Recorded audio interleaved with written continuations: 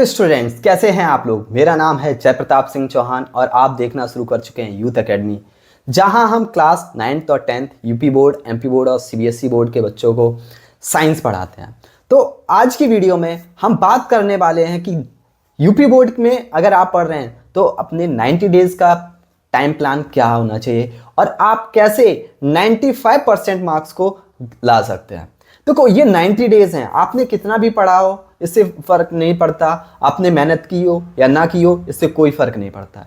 मैं अभी तक केवल सीबीएसई बोर्ड के बच्चों के लिए वीडियोस बना रहा था, लेकिन मैंने डिसाइड किया कि अब से मैं यूपी बोर्ड के बच्चों के लिए भी वीडियो बनाऊंगा, क्योंकि मैं लास्ट दिवाली सेलिब्रेशन के लिए गाँव गया था। वहाँ बहुत सारे बच्चे मिले, उन्होंने कहा भैया अभी तक आप सीबीएसई बोर्ड के बच्चों के लिए तो बनाते हैं, लेकिन मेरे लिए क्या, हम हिंदी मीडियम के बच्चे हैं, मुझे ना ही कहीं आसानी से टाइम टेबल, स्ट्रेटेजी, सिलेबस, कहीं भी अगर हम वीडियो भी देखते हैं ना तो लोग केवल सीबीएसई बोर्ड के बारे में बात कर रहे होते हैं।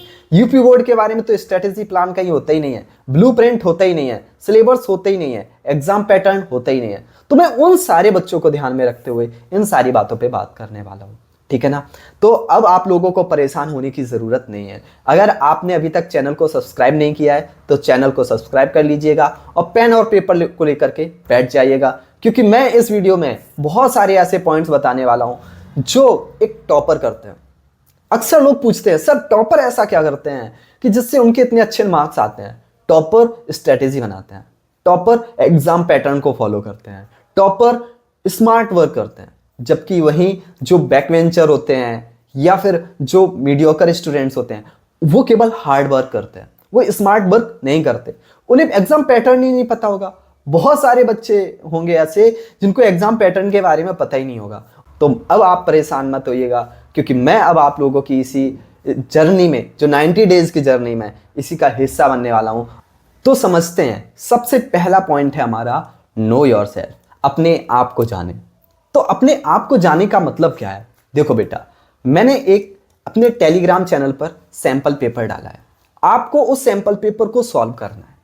अब जैसे ही आप अपने सैंपल पेपर को सॉल्व करेंगे आपको पता चल जाएगा कि हमें किन किन टॉपिक पर कमांड है और किन किन टॉपिक पर कमांड नहीं है। अब सर ये कौन करे, अरे जिसको 95% मार्क्स से ज्यादा लाना होगा वो करेगा ना, जिसको नहीं लाना है वो तो बैठे ही है, वो तो भगवान भरोसे बैठे ही है कि कोई काश मेरे आगे कोई अच्छा बच्चा मिल जाएगा, वो मुझे हेल्प कर देगा, या मैं जो पढ़ रहा हूं शायद तुक्के लगा दूं उससे बात बन जाए। लेकिन जो डूअर हैं, जो काम करने पे बिलीव रखते हैं, वो लोग करेंगे ना, है ना। तो देखो, सबसे पहले आप उस टेस्ट पेपर को दो। जैसे ही आप उस टेस्ट पेपर को देंगे आपको पता चल जाएगा कि कौन से टॉपिक आपके अच्छे हैं, कौन से कमजोर हैं, कौन से की हालत बहुत खराब है। तो सबसे पहले फिर आप क्या करेंगे, आप ए, बी और सी, ए कैटेगरी में वो टॉपिक रखेंगे जो आपके लिए बहुत आसान है। हो सकता है जैसे रासायनिक अभिक्रिया, ये आपके लिए बहुत आसान टॉपिक है, आप उसे ए में रखेंगे। हो सकता है बी में वो टॉपिक रखेंगे जो आपके लिए कठिन है। जैसा कि बहुत सारे बच्चों की बात है कि सर जो हमारे पास धातुएं अधातु टॉपिक है ये बहुत कठिन लगता है। ये कैसा है, मॉडरेट है, थोड़ा सा कठिन थोड़ा सा आसान। लेकिन कार्बन और कंपाउंड, जो कार्बन के यौगिक हैं, ये जो टॉपिक है ये बहुत कठिन लगता है। तो इसी तरीके से आपने सारे टॉपिक को कैटेगरी ए, कैटेगरी बी और कैटेगरी सी में डिवाइड कर लिया। अब सर इससे क्या होगा, जैसे ही आपने ए बी सी में डिवाइड किया, बस अभी आगे हम बात करेंगे, आपको बताएंगे कि ए बी सी जो टॉपिक डिवाइड किया इनका क्या करना है। 90s डे मैं आपको स्ट्रेटेजी भी दूंगा। तो देखो, अब सबसे पहले हम ये समझ लें कि हमारा सिलेबस क्या है। हमने अपने आप को तो जान लिया, अब सिलेबस को भी तो जान लें। जो टॉपिक हैं उनमें 5 इकाई में डिवाइड किया गया। जो पहली इकाई है रासायनिक पदार्थ, प्रकृति एवं व्यवहार, जो आपके केमिस्ट्री के चैप्टर हैं जो 4, वो इस यूनिट में हैं। उनके टोटल मार्क्स हैं 20 मार्क्स का है। जब जगत, जो आपके जीव विज्ञान यानी बायोलॉजी के टॉपिक हैं, वो भी आपके कितने हैं, 20 नंबर के हैं। प्राकृतिक घटनाएं, ये आपका कितने नंबर का है, 12 नंबर का है, जिसमें आपका क्या है, प्रकाश का परावर्तन है, मानव नेत्र हैं ये टॉपिक। विद्युत प्रभाव जो कि आपका कितना है, 13 नंबर का है। जो प्राकृतिक संसाधन है वो आपका 5 नंबर का है। तो आपके टोटल नंबर कितने हो गए, 70। तो आपको पता है एग्जाम पैटर्न कैसा होता है, 70 नंबर आप देखो, आपके जो 100 नंबर होते हैं वो 70 मार्क्स आपके रिटन के बेसिस पे होते हैं, लिखित परीक्षा होती है, और 30 नंबर आपके प्रोजेक्ट वर्क के होते हैं जो आपके स्कूल प्रोवाइड करता है। तो अभी हम बात कर रहे हैं कि 70 नंबर कैसे लाएं, 70 में से 70 कैसे लाएं। ठीक है, तो अब हमें सिलेबस तो पता चल गया, लेकिन एग्जाम पैटर्न भी तो पता होना चाहिए कि एग्जाम पैटर्न हमारा क्या क्या है। तो देखो, एग्जाम पैटर्न की बात कर लें तो देखो भैया, जो हमारे पास इस पूरे 70 मार्क्स को 2 भाग में डिवाइड किया है, खंड आ और खंड बा। खंड बा, जो खंड आ है इसमें भी 3 पार्ट्स में डिवाइड किया गया है, पार्ट ए, पार्ट बी और पार्ट 3। इनको भी 3 उपवर्ग में डिवाइड किया गया है, पहला, दूसरा और तीसरा। तीनों के मिलाकर के 20 क्वेश्चंस आते हैं। वो 20 कैसे हैं? एमसीक्यूज क्वेश्चन है, समझ रहे हो ना।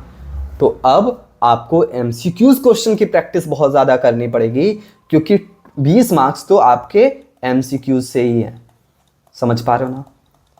अब आगे देखो, खंड बा। खंड बा में क्या है? आपके 3 भाग हैं। खंड बा में भी आपके कितने भाग हैं? 3 भाग, फर्स्ट, भाग सेकंड और भाग थर्ड। अब जो भाग फर्स्ट है उसमें 3 क्वेश्चन है 4 नंबर के, तो 12 नंबर ये हो गए। एक क्वेश्चन 6 नंबर का, तो 6 नंबर ये, तो 18 नंबर का भाग फर्स्ट हो गया। अब देखो दूसरा, देखो जो सेकंड भाग है उसमें क्या है? दो क्वेश्चन है 4 नंबर के, एक क्वेश्चन है 6 नंबर का, तो 4 नंबर के 8 नंबर और ये 6 नंबर, तो हो गया कितने? 14 नंबर। तो जो आपका खंड थर्ड है, खंड भाग 3 है, उसमें 3 क्वेश्चन 4 नंबर के, तो 12 नंबर के, एक क्वेश्चन 6 नंबर का, तो टोटल हो गए 18 नंबर। तो 18 ये नंबर, 18 ये 36 और 14, 36 और 14 हो गए आपके 50 और 20 नंबर आपके एमसीक्यू। इस तरीके से आपका पूरा एग्जाम पैटर्न है। तो मैं आप लोगों के लिए एक बार फिर से समराइज कर देता हूं, क्योंकि आपका 100 नंबर का जो एग्जाम पेपर होता है वो आपका 2 भागों में डिवाइड होता है। 70 नंबर का रिटन परीक्षा होती है और 30 नंबर का आपका प्रोजेक्ट होता है। खंड आ 3 भागों में डिवाइड होता है, भाग 1, भाग 2, भाग 3, तीनों मिलाकर के 20 एमसीक्यूज आते हैं। खंड बा 3 भागों में डिवाइड होता है, भाग 1 में 3 क्वेश्चन 4 नंबर के, 12 नंबर हो गए, और एक क्वेश्चन 6 नंबर का, 18 नंबर हो गए। 2 क्वेश्चन 4 नंबर के, 8 नंबर हो गए, और एक क्वेश्चन 6 का, तो 14 नंबर। भाग सेकंड 14 नंबर का। और भाग 3 क्वेश्चन यहाँ 4 नंबर के, तो 12 नंबर, एक क्वेश्चन 6 नंबर का, तो 18 नंबर। तो 18 ये 36 और 14 50 और 20 एमसीक्यू 30, ऐसे मिलकर के 70 नंबर का आपका हो गया रिटन एग्जाम, और आपका 30 हो गया प्रोजेक्ट वर्क। इस तरीके से आपका 100 नंबर का एग्जाम आता है। आई होप आपको ये समझ में आया होगा। तो देखो, अब आपको एग्जाम पैटर्न पता चल गया, सिलेबस पता चल गया, और आपको अपने बारे में भी पता चल गया। तो अब इन तीनों चीजों की मदद से हम क्या करते हैं? डिवाइड करते हैं। तो देखो, जो 90 डेज हैं उनको क्या किया हमने? 3 भागों में डिवाइड किया। फर्स्ट 30 दिन, अगले जो सेकंड 30 दिन है, और उसके बाद अगले 30 दिन जो थर्ड 30 दिन है उन्हें। तो अभी 30 दिन में क्या करना है आपको? सबसे पहले आप चैप्टर को अच्छे से समझ लें। तो जो आगे आने वाले 30 दिन हैं, इन अगले आने वाले 30 दिनों में मेरी कोशिश ये रहेगी कि हम सभी 1 शॉट वीडियो आपको प्रोवाइड कर दें हर एक चैप्टर के।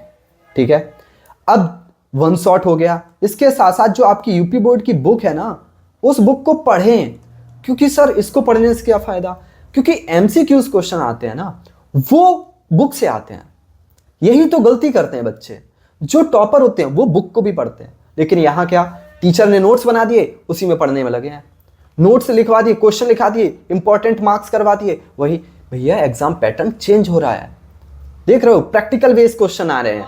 तो इसलिए बुक पढ़ो, 1 शॉट वीडियो देखो। अब अगले 30 दिन क्या करना है?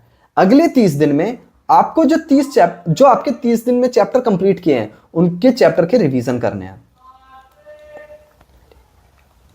रिवीजन करना है। उसके बाद आपको क्या करना है? प्रीवियस ईयर क्वेश्चन लगाने हैं, जो आपके पिछले साल में आए हुए क्वेश्चंस हैं उनको लगाने हैं PYQ, प्रीवियस ईयर क्वेश्चन।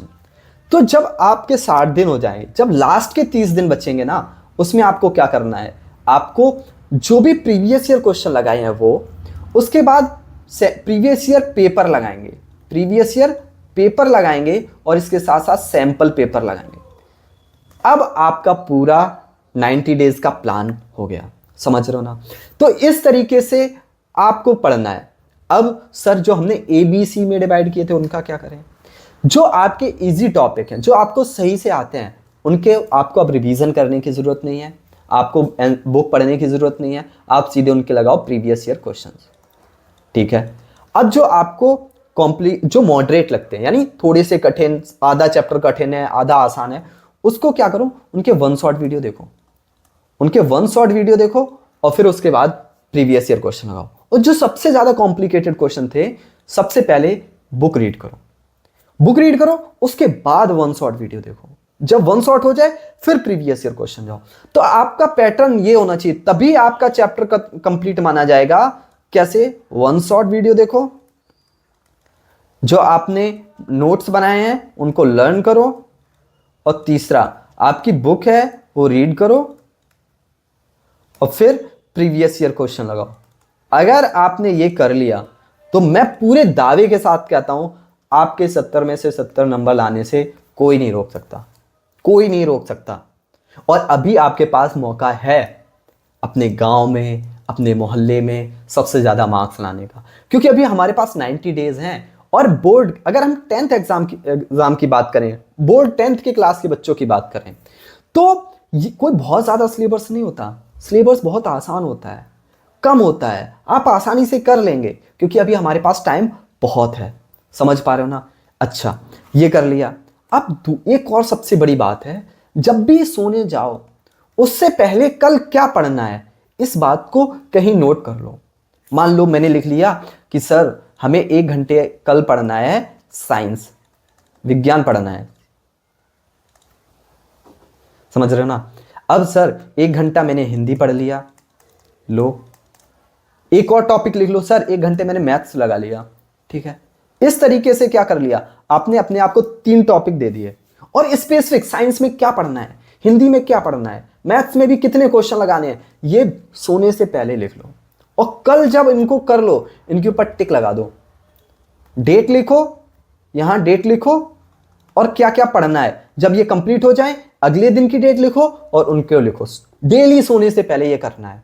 इससे फायदा क्या होगा, इससे आप सारे टॉपिक भी कंप्लीट कर लेंगे और आपको पता भी रहेगा कि हमने कौन कौन से टॉपिक पढ़ लिए हैं और कौन कौन से पढ़ने बाकी हैं।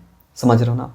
इस तरीके से आप सही स्ट्रेटेजी को फॉलो करके आप आसानी से अच्छे मार्क्स ला सकते हैं। तो सर बुक कौन सी खरीदें आप? भैया बुक के लिए जो आपके पास यूपी बोर्ड की बुक है वो, उसके साथ साथ कोई भी बुक ले लो जिसमें प्रीवियस ईयर क्वेश्चन के बनो, कोई सी भी ले लो जो आपके पास जो सैंपल पेपर हो उसमें 2-4। अब मार्केट में बहुत सारी बुक्स हैं, मैं किसी भी बुक का पर्टिकुलर नाम नहीं ले रहा हूं, अगर मुझे कोई दिखेगा अच्छा तो बता भी दूंगा रील्स के थ्रू, ठीक है ना। वहां आप इसीलिए चैनल को सब्सक्राइब करके रखें क्योंकि आने वाले आपको सारी इंफॉर्मेशन मिलती रहे। तो ये आपका पूरा टाइम टेबल हो गया, सिलेबस हो गया। अब देखो बहुत सारे बच्चे वीडियो देख करके आगे बढ़ जाएंगे, हो सकता है बहुत सारे बच्चों ने वीडियो एंड तक देखा भी ना हो, लेकिन अगर आपने वीडियो एंड तक देखा है तो समझिएगा कि आप बहुत सिंसियर बच्चे हैं। और अगर आपने एंड तक वीडियो देखा है तो कमेंट बॉक्स में आप अपना नाम जरूर लिखें और ये बताएं कि आप कहां से देख रहे हैं, ठीक है ना। और आप अपने दोस्तों के साथ शेयर करें सो दैट मुझे मोटिवेशन मिले, मैं और ज्यादा वीडियो बना के लाऊं। मैं आप लोगों के लिए एक बार सारी चीजें समराइज कर देता हूं। सबसे पहला पॉइंट, नो योरसेल्फ। तो आपने जो सैंपल पेपर लगाया उससे आप अपने आप के बारे में पता चला और आपने चैप्टर को 3 भागों में डिवाइड कर दिया, आसान, थोड़े से कठिन और बहुत कठिन। उसके बाद आपने सिलेबस को जाना, आपको बताया मैंने किस पार्ट से कितने मार्क्स का टॉपिक आता है। फिर उसके बाद आपके एग्जाम पैटर्न के बात की कि आपका पेपर कैसा बनाया जाता है। फिर उसके बाद हमने 90 डेज स्टडी प्लान दिया और उसके बाद हमने बुक्स के बारे में बात की। तो इस तरीके से हमने पूरे टॉपिक को कंप्लीट किया है। आई होप आपको ये समझ में आया होगा और आप मुझे कमेंट बॉक्स में बताएं कि आप कौन सा वीडियो देखना चाहते हैं। I hope you enjoy this class. Thanks for joining. Have a great day.